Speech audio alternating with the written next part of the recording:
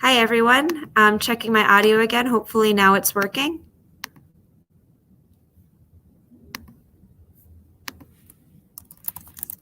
All right. Okay, so that was a great demonstration of sometimes you need to troubleshoot. And even when we start off a distance learning webinar about distance learning, sometimes things aren't working, and that's okay. Taking things in stride, remaining calm, not getting upset, that's exactly what you need to do as a school or district leader.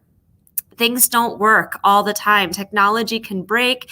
Even when we're teaching with analog tools, things don't always go as we planned. And we all know this as educators. So when you have issues arise, just as we saw, it's okay. Just keep on trucking, keep on going, keep a smile on, and let everyone know that it's fine and we're going to continue. So I know that folks may not have heard me before, but now we're connected in picture and in audio. And so what I was saying before is what I'd love for you to do is go to this PDF guide. We created this for education leaders just as yourselves to be able to support you as you oversee school closures and make sure that your communities stay healthy, stay happy, and also continue learning during this time while you're away from them. It's an 11-page PDF, and for those of you who are former literacy teachers, this is going to be a shared reading, if you will. So I'm going to go in the order of the PDF. The PDF delves more deeply into these topics and has links to how-to videos and lessons for all of the strategies that I'm sharing. So I'm going to give you a broad overview during this webinar, and you'll be able to dig more deeply by clicking on the links in this PDF at your own leisure. Before we jump in, I just want to give a moment of gratitude to all of you for joining me today. I know that this time can be stressful, anxiety producing, and a bit scary. And so as the education leaders in your communities, it's so important that you continue to do what you're doing. And I just can't say how thankful I am as an educator, as a parent, as a part of our global community, to all of you who are leading all of your folks through this trying time and maintaining that stability. So thank you. So with that being said, let's dive in. The first topic I want to talk about is exploring distance learning pedagogies. Now, it's really important whenever we're digging into something new in classrooms and in schools that we always lead with teaching and learning. And that's not new for any of us who are education leaders.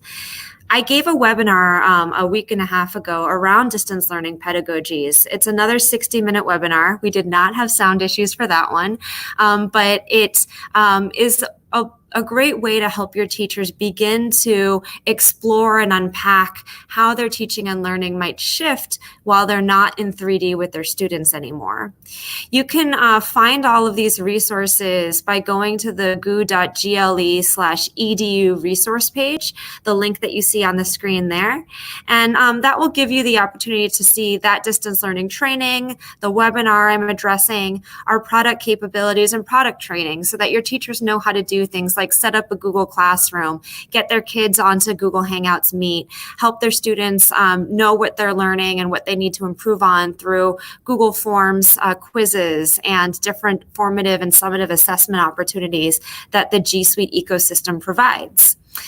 This page is full of great resources and is constantly being updated. For example, when this webinar is over, it's going to be added to it, along with that PDF resource that I shared with you at the beginning of this webinar. So as your teachers and you as leaders get more acquainted with how you define distance learning and what that teaching and learning pedagogy looks like, you're going to be coming across a whole toolbox full of resources that Google for Education can provide. Some of you who are on this webinar already are super familiar with Google for EDU and have been using our tools and strategies for a really long time. But just thinking about everyone who's in the room, our virtual room, I want to make sure I take a moment to address what is Google for EDU if this is your first time experiencing this ecosystem. So Google for Education is a suite of tools and products that we're providing to schools and to the greater ecosystem of users to make sure that we're helping helping you teach and learn in better, smarter, and more impactful ways. Everything from Gmail, calendar, to help with your communication and scheduling needs, Google Drive, which is your digital resource drive to save files, Forms, Sheets, Docs, and Slides, which is your productivity suite, Hangouts Meet, which allows you to do virtual instruction just like this, Google Classroom, which is an online learning management system where you can assign, grade, and interact with student assignments, Hangouts Chat, Keep to help you remember things, Jamboard to interact collaboratively and digitally, and Vault to save and secure your information for your students and yourself. You can access Google for Education on any device. It is device agnostic, but of course it works best on our Chromebooks, which are secure, simple, yet powerful devices that can be shared by students. And it allows students to access everything on G Suite, both online and offline. Now, as you're preparing all of this infrastructure for distance learning, there are a few things that you want to think about. The first is if you have G Suite for Education enabled for your domain or for your school system. The first thing you want to do is sign up. You can go to that short link, that bit.ly/G Suite for EDU to help get everyone signed up.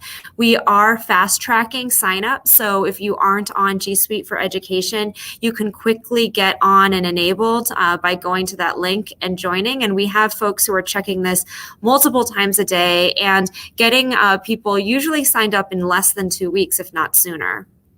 Another thing you want to think about is how you use our video chat platform, Hangouts Meet. There are educators all over the globe right now who are turning to Hangouts Meet so that they can continue virtually instructing their students and interacting with them face-to-face so they can hear their voices, see their faces, and have that human-to-human relationship contact without physically being near each other.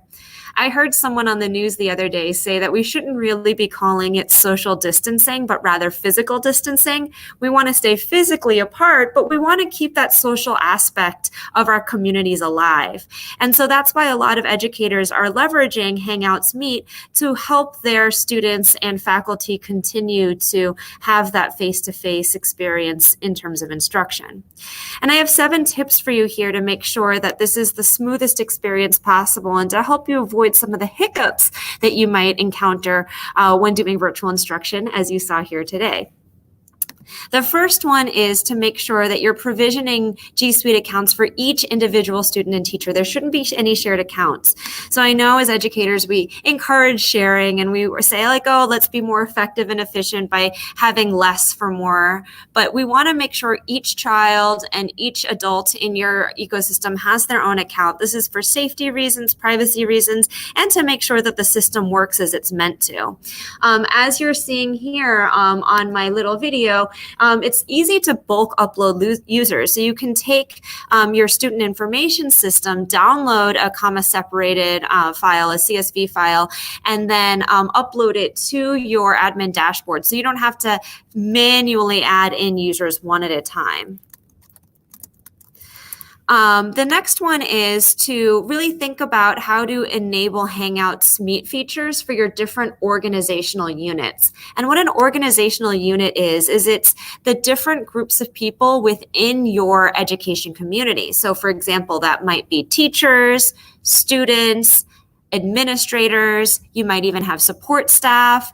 So you want to separate those into different organizational units because the same permissions you have for teachers, you might not want to have for students and vice versa. So when you're enabling Hangouts Meet, only enable it for your teachers so that you make sure students aren't accessing it and maybe using their powers for something less than good. The next tip is really important, and that's to limit the Meet bandwidth usage for users in an organizational unit. And what this will allow you to do is make sure students with limited Wi-Fi access, teachers with limited Wi-Fi access, and your greater ecosystem in your community, your internet system, isn't unduly strained by the massive amounts of video streaming that will happen as we all move to virtual instruction. You can see in this screen screencast here that it's a simple going into your administrative dashboard or your admin console for your G Suite for Education ecosystem and just toggling on that limit bandwidth. All of these information and instructions step by step are in that PDF that I shared with you at the beginning. And the folks in our live comments, Googlers who are listening, and if you could drop that link back in here, that would be great. There we go. So they're going to go ahead and drop those in for folks. The next bit is my fourth suggestion, which is to live stream and record instead of having students join live. Many of our students have limited access to Wi-Fi, as I said, and might not be able to have the ability to join live during the time that you're teaching. For example, I might only have access to internet when a certain family member's home and they're able to hotspot off their phone, or when I'm with an auntie or an uncle who's watching me in the afternoons while mom or dad go to work. So I need to make sure that I'm able to access this instruction no matter what time of day I do get access to Wi-Fi. And so when you live stream and record your video lesson, it allows students to jump in whenever they want. Now, administrators and school leaders, if you are the tech director or the IT leader, you can do this yourself by going to the admin console and enabling live streaming from your admin console, as you see me doing in this video. If you're the superintendent, building principal, assistant superintendent of curriculum instruction, it's not you who runs the admin console, send this PDF doc to your IT director and have them enable live streaming for your teacher organizational unit so that they're able to use this really important tool. My fifth tip for you is encouraging educators to join by phone or cellular network. So when your teachers are jumping onto a call, it's like, let's say it's a departmental meeting or an all-staff meeting, they don't all have to join by video. They can also call in using their cell phone. And that's a really great way for them to interact with and access the resources and the live stream video meetings that you might have as an administrator without necessarily having access to the high-speed bandwidth that you might need to do a video call. Additionally, you can keep things interactive by doing slides Q&A. You can see Shri here in this example with a large audience, engaging them by doing audience Q&A and allowing the audience to ask questions and see what types of questions the audience is asking, how much interactivity they're having. And I'm going to model this later in the webinar so that you can try it yourself. And then finally, you can turn on live captions in Hangouts Meet. And what that's going to allow you to do is for the students who are deaf or hard of hearing, or maybe just don't have the ability to have the bandwidth to have audio going, they can have live captions happening during the meet. The live captions aren't recorded in what you save to Drive, but if you use closed captions and slides, as you see in this video, they will be recorded. So go ahead and use those closed captions and slides, and then you'll be able to have all students have access to the information. Now, there are still other challenges that people have and leaders have when they're trying to enable distance learning at a system level. The first is not enough devices. And here are a couple of the strategies that we've seen successful for education leaders who don't have one-to-one devices in their setting. The first is, can you repurpose carts or devices or in classroom laptops to go home? So even if you have 3 or 4 per classroom, you might use a Google Form survey to understand where are your highest areas of need. So let's say you have a population where a certain percentage of your student do have access to mobile or laptop devices at home from a parent, a guardian, or a family member. And then you have another percentage of student who just have no access whatsoever. You could then prioritize the students who have no access by repurposing your in-school devices to go home with the kids who have no access.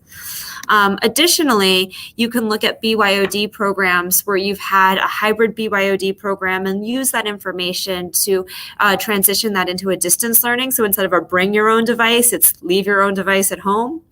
And then, of course, thinking about mobile phones. Now, I want to name and recognize the fact that many of the learning tools that you might be engaging with are less powerful and less functional on a mobile phone.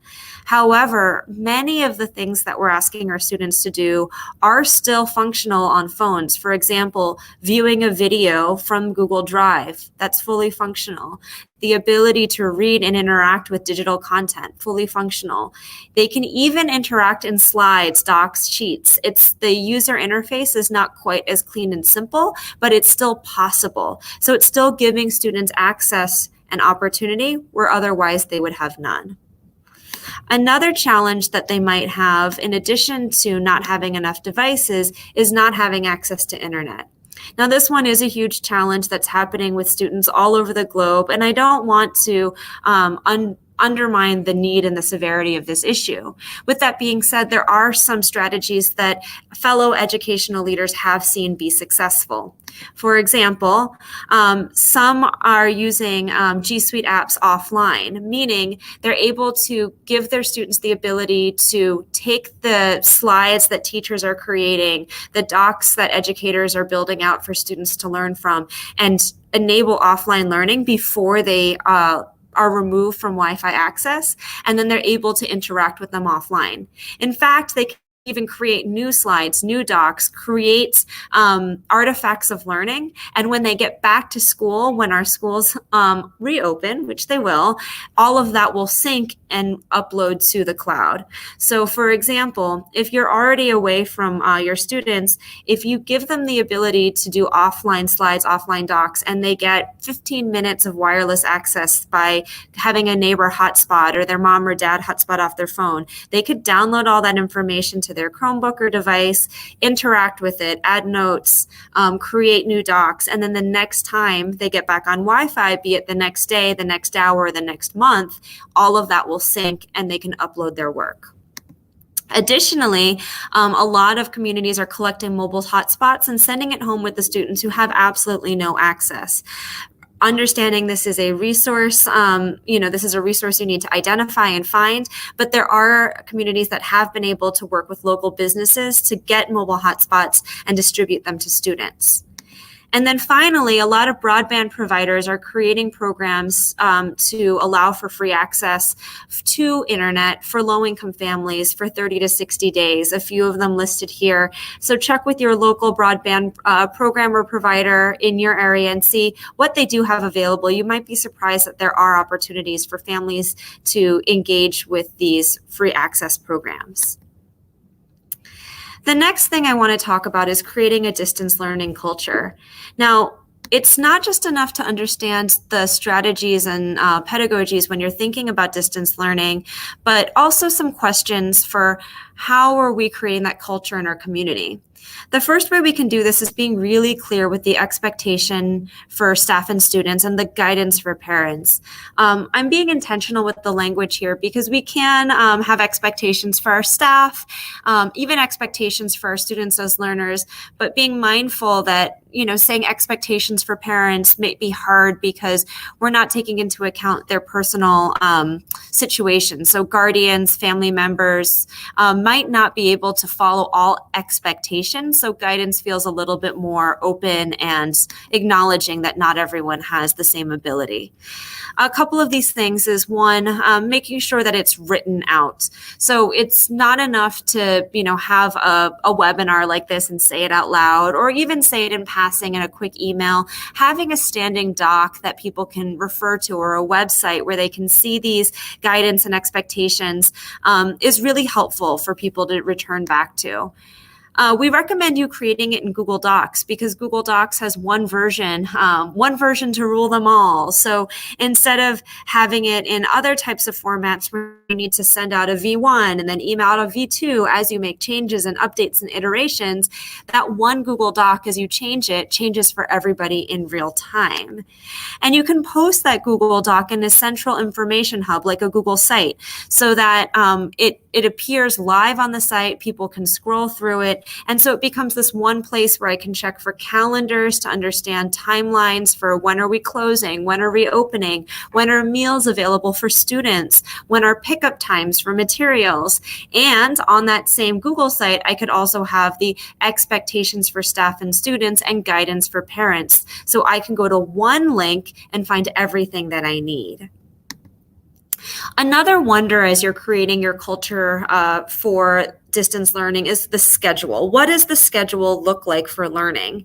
Now, the first thing that a lot of folks are doing is asynchronous options. And I really love this because it's allowing for that flexibility for students and families, not only to learn in a more free, open space and, removing the barriers and time space constraints of the regular school day, which no longer is existing, but also acknowledging again that not everyone has access to internet at the same time.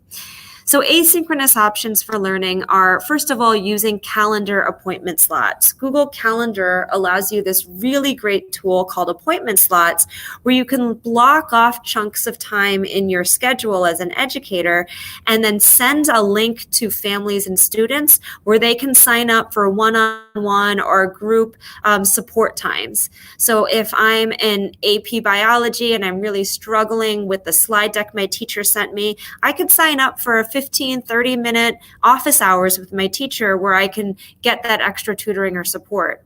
Or if I'm, a third grade student who doesn't really understand my reading, I could jump into a time where the teacher is going to be chatting about that book excerpt and get a little bit more support.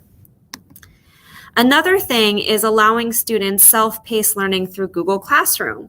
So as a teacher, rather than saying we're going to do math at 9 a.m. and literacy at 11 a.m., instead I could put in the agenda for all learning activities for the day, week, or even the entire time we're away, and students can go through them at their own pace based on what interests them and what they're feeling like in the day.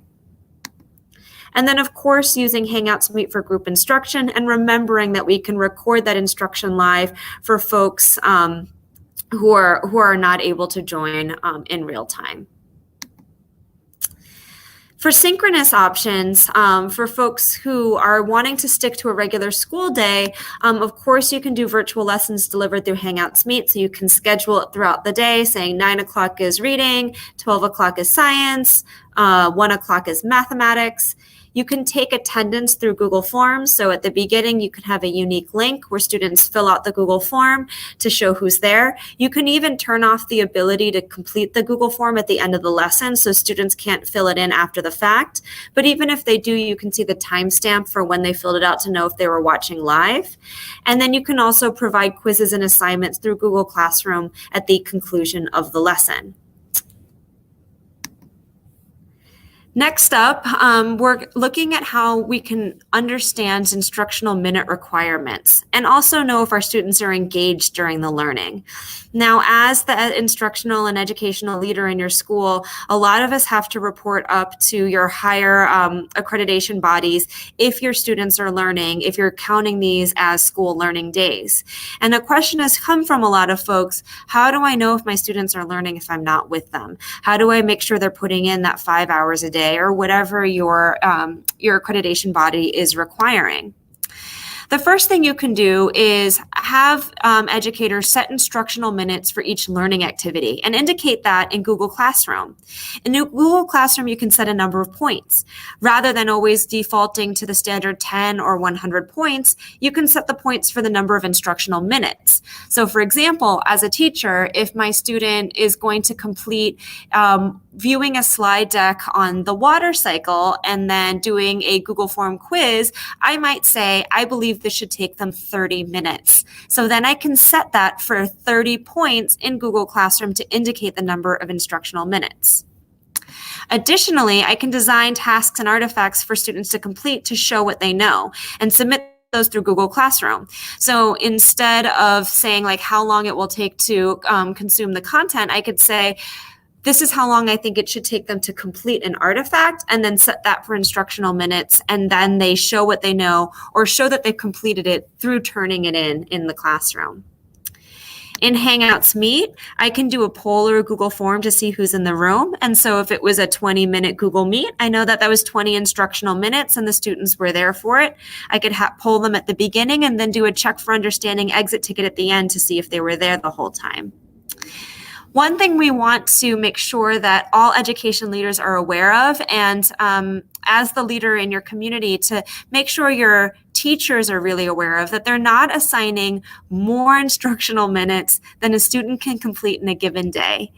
I am guilty of this when I've had to do distance learning before. I've swung on the pendulum so far to the side of I want to make sure my students have enough to do and are learning while they're away that I over-assign content. And then my poor students were struggling, staying up all night, working all weekend, never having any balance in their day to get done all of the massive amounts of work I was assigning them. And that's not healthy for our students. And it's also not healthy for us as educators to have to then assess all of that content. So educators, really be mindful of how much we're assigning our students and understand this is a stressful time for our kids as well. So they do need that balance in their day beyond schoolwork. So think about what the instructional requirement is and try and be really realistic with what you're assigning them so it fits in that given container of time. The other thing we want to be mindful of as education leaders is that we're encouraging our staff to make sure students know exactly how to ask for additional help. Again, this isn't new territory for so many of us. So we want to make sure that our kids know how they can get that support if they're struggling and aren't struggling in silence for the next few weeks. Again, throughout something like this, they can use slides, audience Q&A during a live lesson so that they can ask questions and jump in. They can also submit a Google form to request extra help from a teacher. So you can have one standing Google form for the class to say, if you ever need help, submit a Google form, and then encourage your staff to check that form daily to respond to students who are really struggling. And again, as I mentioned earlier, you can use those calendar appointment slots to schedule those office hours with their teacher and see like, hey, what's working, what's not working. So now I want to do a live demonstration of audience Q&A. This is one for me as the instructor to know who is, here, who's paying attention, who's with me, but also for you to see what it's like as a learner. So what I'm going to do is I'm going to turn on my audience tools and I'm going to model how this works for you. So I'm going to stop sharing my screen here. And now I'm going to share, let's see here, everything with you. Let's see here. Here's the application window. So I can come over here and you can see that when I'm presenting, I can go to my audience tools and I can turn on audience Q&A. So I can click start new, turn it on. I need to make sure that I make it so anyone can see, make sure that anyone can accept questions. So I made sure I picked that drop down box. And now when I come back and show you the slide presentation, you'll see that there is this fun little gray bar at the top that gives you a link. So as you're following along right now, not even as you're following along, right now, this is a do now, go to slides.app.goo.gl/little j, big Z, little p, little o, little g.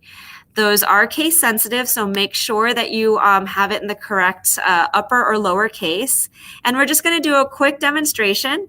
So you're going to hop in there and tell me what your favorite flavor of ice cream is. And if you were like me before I had my daughter, I did not like ice cream. I was that strange person who only likes salty treats, not sweet. And so you could write, I don't like ice cream. So go ahead and type in there, what is your favorite flavor of ice cream? And just drop it in that slides Q&A. Let's see what we've got. So we have some folks dropping it in. I can see some people answering. You'll also see that you're able to up or down vote. This is really great if you have a ton of students at once who are asking questions and you don't have enough time in your lesson to answer every question. Encourage your students to click the thumbs up button if they really, really want to hear you answer a certain question. And then you can have these questions sorted so that you can see the top voted questions and know which ones students most need help with. Then I get to do this fun thing, like say Tracy Dennis loves pistachio, and I can click on Tracy's answer and show it to everyone. It shows a little picture of Tracy, their name, and I can see that here. Lori loves vanilla ice cream with cherries. Well, I like how you put your toppings in there too, Lori. Hey. We've got a vanilla lover over here. Let's see, Aaron. Oh my God, Aaron, you and me. I don't know if we should share a tub of cookies and cream, or maybe I don't need to be around you because I'd fight you over it, because cookies and cream is my one and only. It's my top flavor. Michael loves mint chocolate chip and wants all of you to know that all other answers are incorrect. So you can see here, this is a really just great and fun way to see who's in the room. I'm going to share with you again what I can see so that you know what it looks like for me. So you can see here that I can see everyone's answers here. I can see what's being up and down voted, and then I'm able to click present or hide here so I can show all of my student or participants' responses. So this is a really great way for educators to see what's going on in their classroom, understand what students are needing, and just giving students, again, that opportunity to interact with their teacher and ask questions and get extra help. Let's keep going. The next bit is, how do you maintain school community and culture? And this is really important as a school leader. For me, when I was a district and building leader, it was always important to me to make sure that my staff were happy, were healthy, and that felt they were part of a greater community. And now that we are all, physically distancing from each other, we want to make sure we're, again, keeping that social or relationship health alive. So a couple ideas for that is, first of all, to really think about how you can maintain being that face of a leader for your staff. One thing I love is the idea of creating a daily or weekly, depending on your bandwidth and how often you want to, be seen, a video greeting for your community. And it doesn't have to be long. It could just be like a 10-second, like, good morning, good morning, Eagles. It's Wednesday. It's 56 degrees. Yay, it's a sunny, beautiful day in Chicago. I hope everyone's doing well. Best of luck learning on your distance learning today. And if you have any questions, don't forget to go to our Google site. Here's the link, quack, quack, quack. So it could be something as simple as that, or you could give important announcements. But you'll be astounded by how simple that quick little video greeting, be it 10 seconds or be it a full hour, can really allow people to feel connected through you, through your voice, through your presence. You can post that on your Google site if it's external facing and you want families and community members to see it, or you could place it internally on a staff Google Classroom or staff site so that it's just for your staff. It's up to you.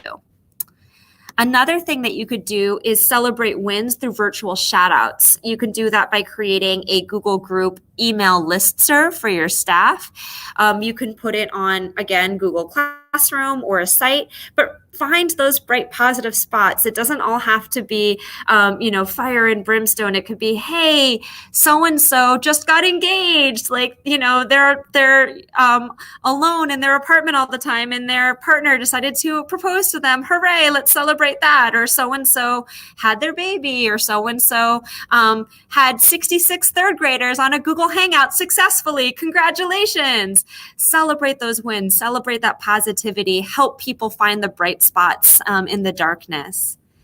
The other thing that you can do is share news and updates regularly through the Google site, through the Google group, or through a school-wide Hangouts Meet live stream, and just helping people know, stay informed, and not have the wonders, anticipate the questions, and share information as quickly and openly as you can.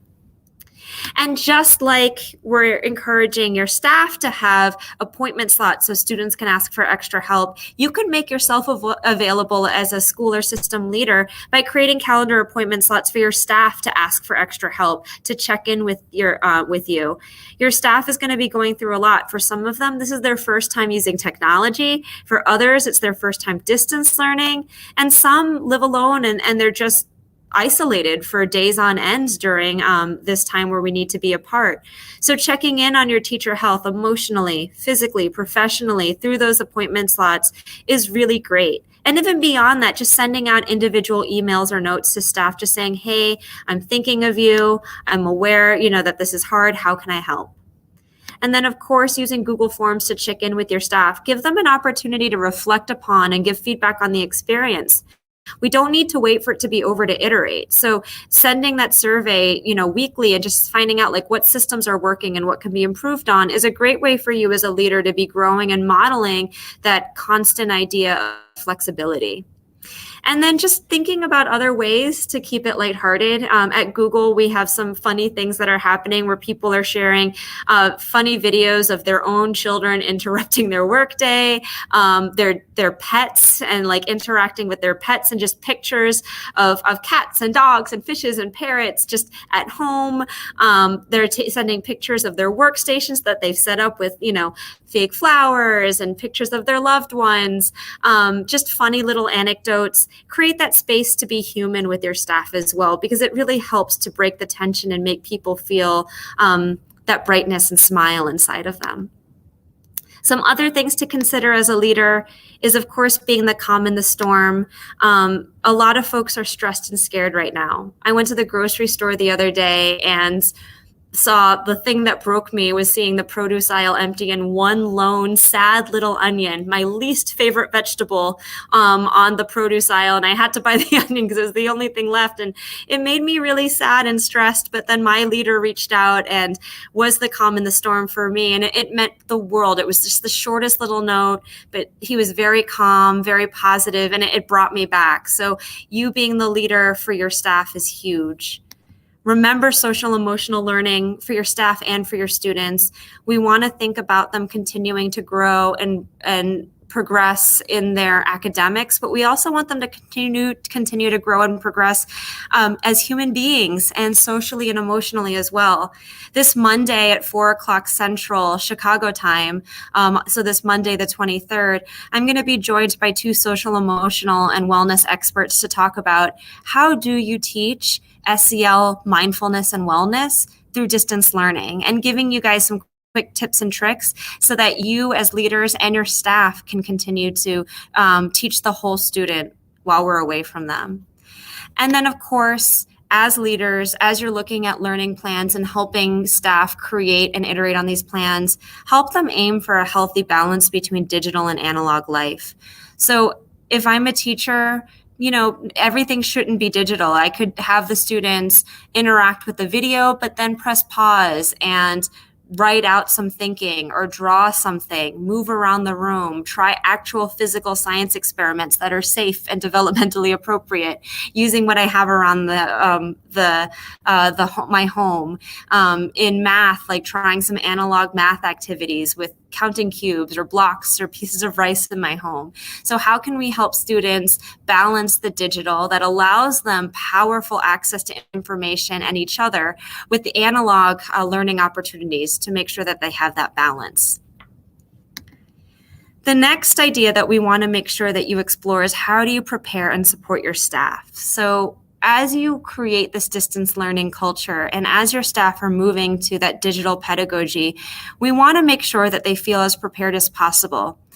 As a district leader, one of the things I noticed was that, of course, all of my staff had varying levels of comfort with technology, but even my most technophobic educator of any age, and not all technophobic educators are more senior in experience. I had some fresh out of college, 21-year-old educators on my staff who were very fearful of using tech. And some of my most tech-savvy educators were a year from retirement. But no matter their comfort level with technology, if they were given the proper support and preparation, every single staff member on my team were able to be successful. And so there are a lot of ways that you can do this. If you're lucky enough to still be face-to-face with staff and you're in a place that hasn't been as hard hit yet by the virus, there are face-to-face training options where you can use in-service time to allow staff to learn these tools, try getting on Hangouts Meet, building out their first Google slide deck for lessons, but then really importantly, giving them the opportunity to have live practice, go back to their classrooms and have their students try and log in live, get on Google Classroom Live, try it while they're literally over their shoulder, able to help troubleshoot so that they can decrease the barrier for when our kids go home. If your staff is already gone and you've already gone to distance learning, there are a lot of asynchronous training options as well. The first is actually creating a Google Classroom for your staff. You can be the educator in a Google Classroom as the education system leader and assign staff different learning opportunities in the classroom for professional development. And you can find these ideas for lessons, these videos, these articles to assign from our Google Teacher Center and distance learning resource page that I shared with you at the beginning of this webinar. And I'll just ping over to that really quick because I'm sure some of you who've joined later might not have seen it. So you can see here that we have this EDU resource page that you can go to, and you can share all the resources from this as professional development to your staff so they can learn about distance learning. So that's goo.gle/edu resource page, goo.gle/edu resource page. Another thing that you can do is you can also include links in your expectations guide. So if you'll recall when I talked about creating the culture and climate for distance learning as a leader, I said it's really important to have written expectations for your staff. As you create those guides, that written expectation for your teachers to know what do they have to do, when do they have to do it, have links in there so they know that how do they do it. So if you say you have to post your agenda to Google Classroom by 8 a.m. daily, Monday through Friday, include a link to the Teacher Center here that says, how do you do that? So then it saves that teacher that time and that barrier to access of, I don't even know how to do this. I'm so stressed. I don't even know how to Google it to look for the answer. Include that as a link so that it's right there for them. Here's the what and here's the how, all in one sentence. Another thing that you can do is really thinking about beyond professional development, how are you supporting teachers from afar?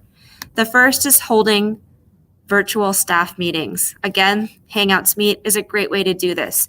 Staff can call in from the phone if they don't have Wi-Fi access that day, and they're able to interact with you and just hear what's going on, talk about what's working, what's not working. It could be whole staff, and you can do it departmentally as well. So you can say all of your science teachers are meeting on Tuesday, all of your grade 3 teachers are meeting on Thursday, your primary and kindergarten teachers on Friday. Google Groups are email listservs that are powered through the Google ecosystem. So you can create staff-wide and departmental Google Groups so that they can have conversations, share ideas, troubleshoot, share challenges, and help one another. You can also have teachers add each other as instructors in Google Classroom. And so what this means is for example, I was a math teacher. So if I'm creating a really incredible math lesson and the teacher in the building down the road from me needs a great math lesson, if I add her as a teacher in my Google Classroom, she can make copies of my lessons that she can use as well and pay it forward. Teachers are always repurposing each other's ideas. So this is a way to digitally copy your neighbor's anchor chart or lesson. And we're all trying to help each other right now. So it's really great to just be open about how we're sharing these resources. And again, share kudos regularly. Look for bright spots. Look for ways to congratulate people who are even doing the smallest win and hold those office hours. It doesn't need to be someone who moved a mountain. It could be congratulations for so-and-so for having her first office hour yesterday. Congratulations to such and such who did virtual physical education for the first time yesterday. Help teachers know that they're doing it together, and there are success stories out there. Finally, communicating with families. We want to make sure our families are involved, seen, and heard throughout this time. And there are a lot of things that we can do to make sure that we are able to support them. So the first thing that we do is set up a Google site to be a central outward-facing information hub during the crisis. Again, in that PDF that I shared at the beginning of this webinar, I have a how-to on how to build a Google site if you've never done it before. We also have videos on our Teacher Center, which again are linked from that PDF, and it will allow you to create a really quick, lightweight, but also very, for those of you who care, aesthetically pleasing resource hub, one-page site for your families to get information they need. Again, you can post calendars there for information, Google Docs for expectations for staff and students and guidance for parents, tips for families who are homebound and don't have childcare, community resources, and even a Google form for families to ask questions or request support. You can share that written guidance for how families can support for learning at home. So again, like what can families do? Can they create schedules at home for their students? Can they create time where they're sitting down with their students and checking in on them? A lot of parents, myself included, are wondering, how can I as mom help the teacher who sent homework for my student and make sure that my child is successful? Help them bridge that gap and understand how to help you. Some families have never used this technology before, so you might consider actually posting some of the resources from that Google Teacher Center directly to parents. Help them understand, like, how do I use Google Classroom as a mom? How do I help my child with Google Docs, slides, or forms? How do I help my student find a video in Google Drive? So give them the tutorials just as you would for teachers. There's no reason they can't watch the same ones. And provide daily or weekly tips or updates. As you see the same question come through your Google form every day, or you hear frequently asked questions, post that on your website so that families can see it. You can use YouTube to live stream community announcements. So you can just turn on your webcam, turn on YouTube, sit in front of your laptop or your phone and say, "Hello, Chicago family. It's me, Miss Magiera here of Quack, Quack, Quack School District, and I'm so happy to be with you. Here are my announcements for the day." Super lightweight, doesn't need to have a slide deck or a lot of information, but just a quick way for your community to see you and know that everything's okay. You can also share internet safety curriculum tips like Be Internet Awesome. That's Google's internet safety curriculum, so that for students who are just now becoming digital citizens, they can learn how to use their powers for good and be safe and responsible digital citizens. This is a really great tool and resource for families to use when they're looking for other ways to keep their students positively engaged while at home. And of course, have clear pathways for families to ask questions and request support. So if I'm a frustrated, confused, or scared mom or dad, parent, family, guardian at home, I know exactly how to reach out to the school, how to ask for questions, and I do get a timely response. And then finally, something that a lot of folks don't know, as a school leader, you're able to use your actual school listings in Google Maps to keep your wider community informed. So when you go to Google Maps and you search Quack Quack Academy, your school, and you see there's like an information card about that, you can claim that card and add information in there. You can claim the school, you can update information, and you can say currently closed until April 10th. You can say giving out meals to students who qualify for free reduced lunch from noon to 3, providing resources to families at this time. Link for questions here. Here's the link to our COVID-19 information page, our Google site. All of that could be literally in Google Maps. So if a parent doesn't know or isn't on your listserv to get access to your Google site or to get the announcements, if they search your school in Google Maps, they'll find that same information. And again, the how to do all of that is in that PDF I shared at the beginning of this deck. Now, this was part 1 of a 2-part series. Part 2 is going to be this Friday at 4 p.m. Central, so same bat time, same bat channel that you are able to tune into. And on part 2, I'm going to be answering outstanding questions that you're putting in the live stream right now, so please keep asking questions. Our team's going to go through and look for the most frequently asked questions and use that as an agenda for Friday's webinar, but I'm also bringing on several education leaders from Asia who've already been doing distance learning for some of them for over a month now. And they have seen it all, the good, the bad, the ugly. They have bright spots to share and tips so that you can avoid some pitfalls that they've encountered. And they're going to be paying it forward to all of you who are just now getting into distance learning, or maybe you're tuning in live from Asia as well, and you would just love to hear from a colleague who's been at it with you the past few weeks or month and would love to hear more about how others in your region are handling, going into your second month of distance learning. So this Friday will be a panel with education leaders who've been doing this for a really long time, who have been experiencing it ahead of some of us or at the same time as others, and also responding more specifically to the questions that weren't answered on this webinar. I want to show you again that PDF that you can go to. It's right here, that COVID EDU leader, goo.gl/COVID EDU leader. That's the PDF that has deeper insight into everything I've been saying, the exact how-to of how to do all these things. So when I say use calendar appointment slots, create a Google site, use Google Forms, and you're thinking, but how do I do that? All of the how-to tutorials and trainings are in this PDF linked there for you. And so with that being said, let's go to questions. So I know that there have been a lot of questions popping up throughout this, and let's take a peek. So one of the questions was, at what grade are people trying to push Google Classroom? This person has been trying to rush to implement Google for Education and wonder what age to start at. They were thinking grade 5 and up, or can they create accounts for students from grade 1 and give parents the credentials?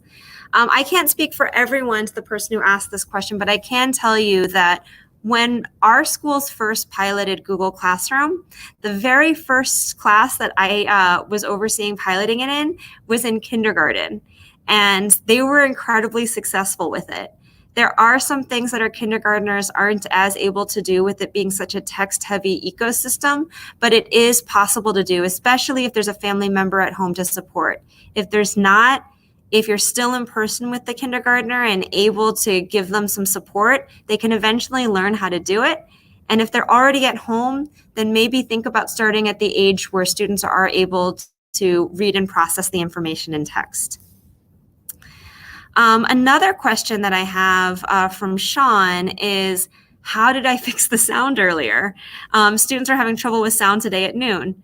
I don't know how many of you are from the video game age as I was, but when I was a kid and something wasn't working, the way that I solved it was by turning off my Nintendo or Atari, pulling out the console, blowing on it, and restarting it. And that's literally what I did.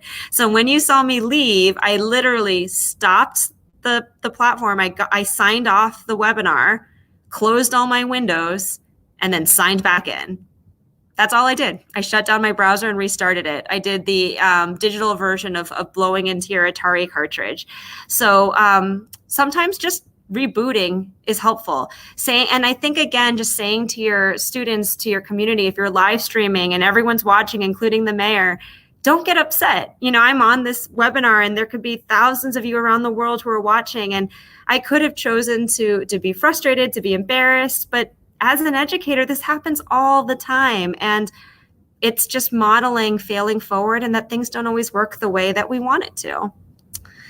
I see Malik is attending from Toronto and would love to learn more about instructional minutes. So Malik, I'm not sure exactly what you're asking, but if you're wondering how to ensure or track the instructional minutes of how our students are engaging with learning materials during distance learning, a couple things you want to think about. Number one, does your Toronto School Board or the Ontario School Board require a minimum number of instructional minutes to qualify for distance learning and to certify that the student was present that day?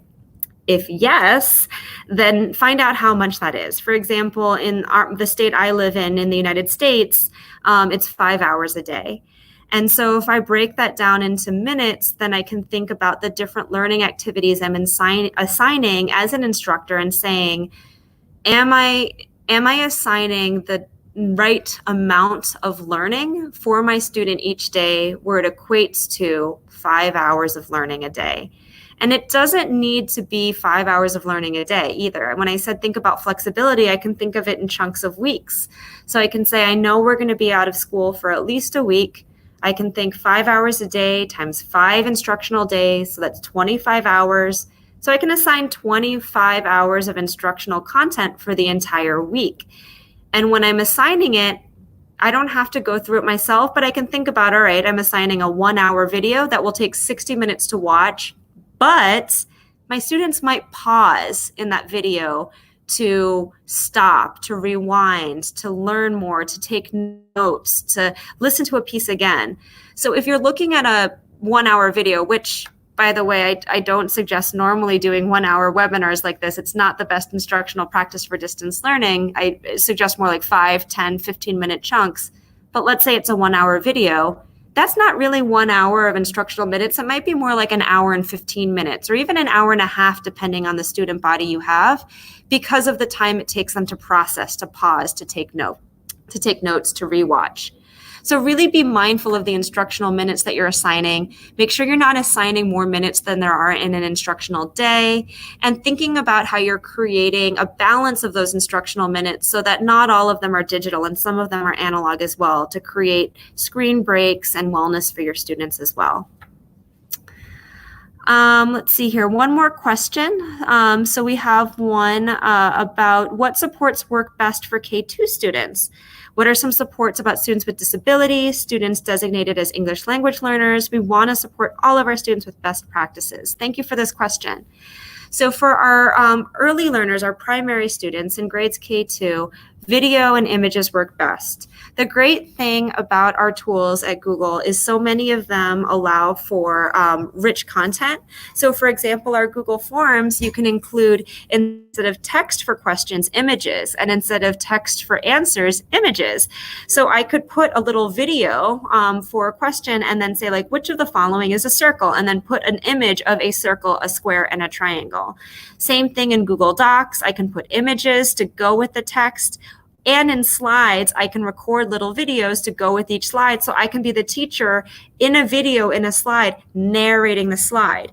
So for a reading passage, I could have a text box on one side of the slide with my shared reading passage, and then a video of me reading it that my kindergartner can click play on their device, and they can do a shared reading with me or a read aloud virtually. And then I can have the student record themselves and add their own recording to a slide by inserting a video of themselves into the slide or turning in a video of themselves to Google Classroom. So for our K2 students, think about using rich media like images and videos as much as possible, and limiting text where you can. Same thing for our students with disabilities or designated as English language learners. To this person who asked this question, to everyone else, a great note is that this Thursday at 4 p.m. Central Chicago time, we're doing another webinar on distance learning for students with IEPs. How do you support students with individualized education programs or identified diverse learning needs? How do we help diverse learners when they're not in front of us, when they're not in 3D? How do we do distance learning with diverse learners? I just said that 3 different times.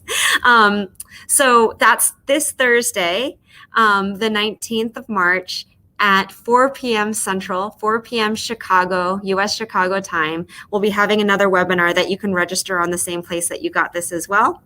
And like I said, on Monday, we're doing one on SEL and wellness at 4 p.m. Chicago time. And this Friday is the follow-up webinar for this event with the panel from Asia.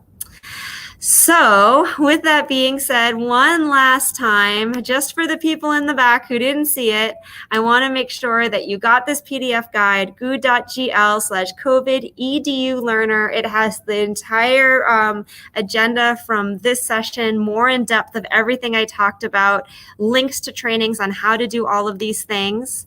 And don't forget that this Friday, we have part 2 of this series at 4 p.m. Central Time with that panel of education leaders from Asia who've been dealing with this and championing it for several weeks, going into their second month. So they have great tips for you.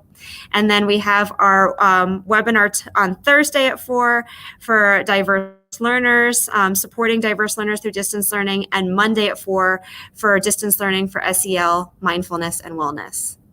I want to end as I began with a moment of gratitude for all of you education leaders out there who are leading your communities through the storm and being that center of calm.